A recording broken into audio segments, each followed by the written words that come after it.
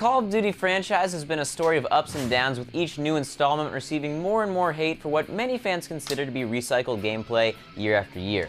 Black Ops 2 from Treyarch seeks to silence the haters of the series by offering a deeper, more player-driven campaign, as well as an upgraded, more in-depth multiplayer. So will Black Ops 2 break the mold for COD games, or is it a case of same shit, different year?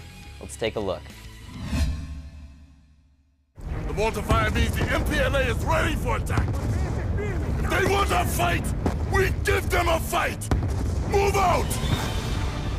Mason, you copy? Go ahead, Hudson! MPLA forces advancing on your position about 1 click north. Black Ops 2 is a mixed bag when it comes to the positives and negatives. There's definitely more to talk about on the positive side of things, but we'll cover all the bases.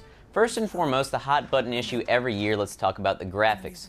Everything looks smooth and crisp in 60 frames per second, and there are definitely a few subtle upgrades as far as the visuals, but generally speaking, we're talking about the same graphical quality as the last game.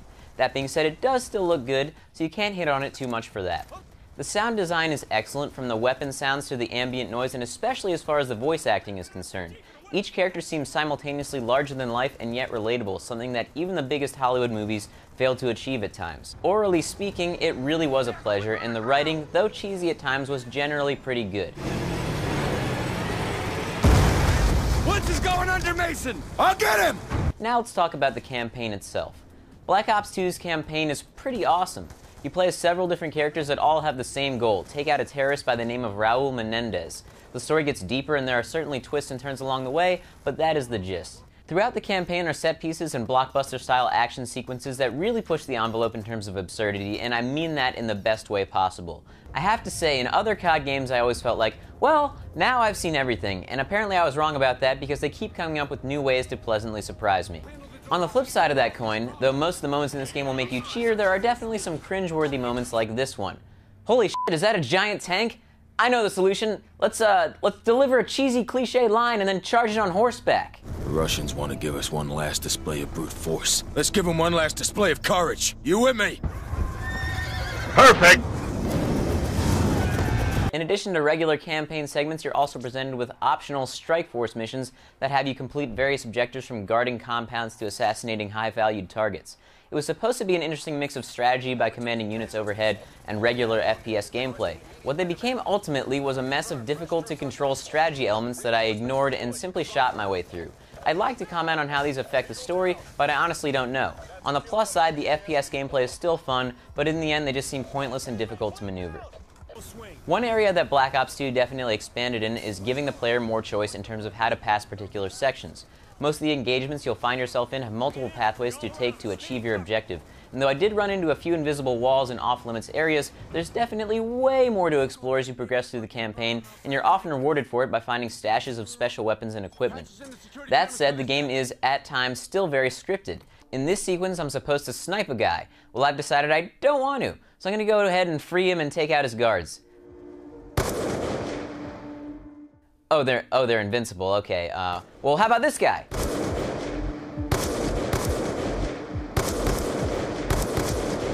Okay, f me then. I guess I'll just shoot him.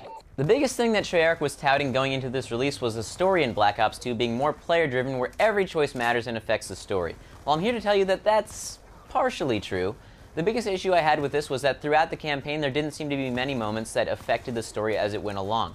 Some things paid off in the end, but oftentimes the outcomes of missions and various consequences amounted to nothing more than a throwaway line of dialogue in the next mission, and nothing that seemed to affect how you actually progressed too heavily. Like in this section, I may have accidentally burned Harper's face. Clearly that will have some effect on the story, right? Maybe you'll have to sit out a mission, or miss an important shot he would have normally hit. You know, if this wasn't an op, I believe I'd give myself a little hot chick action here. You're forgetting Pakistan? Your face don't look too good, Harper. Oh, it just leads to a joke about him being ugly. Okay then. When it comes down to it, there seemed to only be a handful of decisions that overtly affected the outcome of the story, but these decisions were so impactful and intense that I kind of forgave it for being a bit less than I expected going in, especially when, to my surprise, my decisions actually did affect the ending in a meaningful way. The good thing is that you can replay missions and even rewind your story progression to a particular one if you want to turn back the clock on what you felt were mistakes. Oh, and before I forget to mention, they even found a way to improve the slow motion sequence, proving once again that everything is better with dubstep.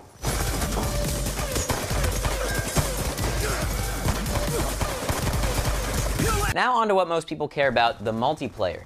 Black Ops 2's multiplayer is largely unchanged as far as gameplay goes. They've added 2 new modes, Multi-Team, which is a 3v3v3 mode, and Hardpoint, which is sort of similar to Headquarters. There are of course new guns and kill streaks, a lot of which are cool, but the main improvements made in the multiplayer were in small logistical things. By far the best is the point system for building loadouts. While other COD games have you pick primary weapons, secondary weapons, perks, attachments, and so on, Black Ops 2 has you spend points on, well, any of those that you want.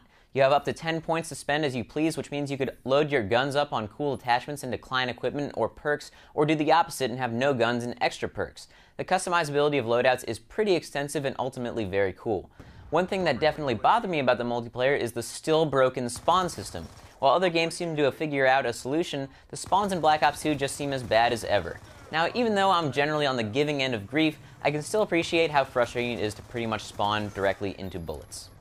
The other thing that people were most excited about was, of course, the standalone Zombies multiplayer. This is another case where the gameplay remains pretty much the same with new maps. However, this time Zombies adds transit mode, where you can use a bus to travel between the stages, as well as Grief mode, a semi-PvP mode in which the goal is for your team to outlast the other.